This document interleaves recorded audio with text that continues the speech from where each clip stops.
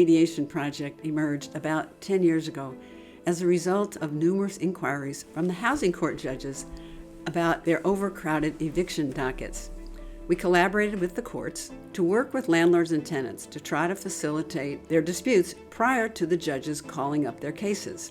Now, over thousands of cases, we see about a 75% settlement rate, leading to significantly reduced evictions and reduced dockets for the courts. Because of the positive success of the project, we received a large grant from the Missouri Housing Development Commission to expand eviction mediations in the St. Louis region through 2025. The project relies greatly on a number of people, including Mike Geigerman, Managing Director of U.S. Arbitration and Mediation, who encourages his mediators to volunteer, and Elad Gross, the Outreach Coordinator, who works directly with landlords and tenants in the community to facilitate the mediations prior to filing in court.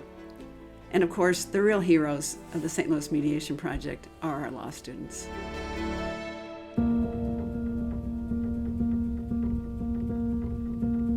Teaching in Room 9 originally started for our young children who were home learning during the pandemic. Our primary goal with Teaching in Room 9 was, one, to ensure that children during the pandemic did not lose ground.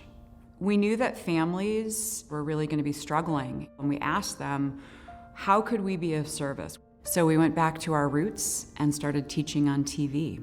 Now, ongoing, it's really about ensuring that our youngest learners have ongoing access to the quality education and tools that are going to help them read at grade level. They're going to help them succeed in school. This award, it's a reinforcement that this commitment to our youngest and most vulnerable learners really matters. I hope the legacy of Teaching in Room 9 is that there is a child in the early days of the pandemic, 10, 15 years from now, they remember what that was like, and they remember that they were safe and they were cared for and that they were able to learn as a result of seeing the teachers, our local teachers, who cared for them and loved them and made their learning a priority.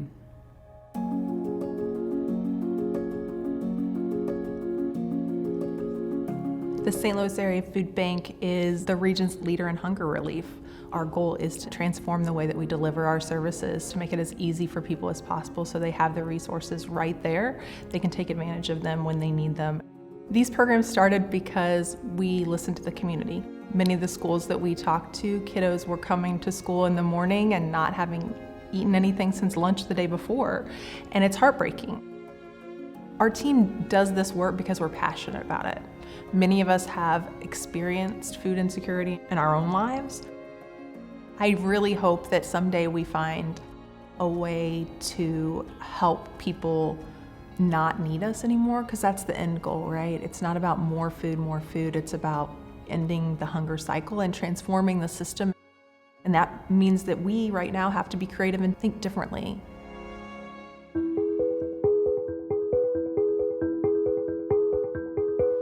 Thinksgiving is an initiative that pairs innovation and strategy teams from big companies with deserving nonprofits.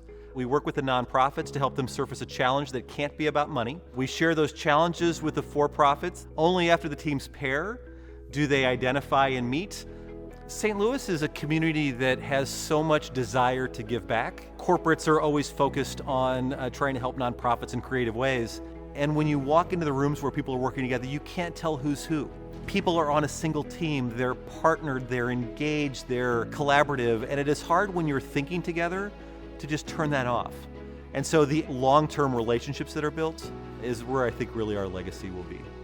When I think about Thinksgiving's future, we start to realize we're building a community. This is an initiative that there is such a thirst for people to give back in unique and creative ways. And I think as we emerge from the pandemic, this desire to try something new is that it becomes something almost akin to a holiday. And to be not just a once-a-year thing, but to have nonprofits even be able to raise their hand and say, here's a challenge I'm facing. I hope that we can find out how to bring it to other cities. This is a chance for us to multiply that impact in ways that we as an organization couldn't do by ourselves.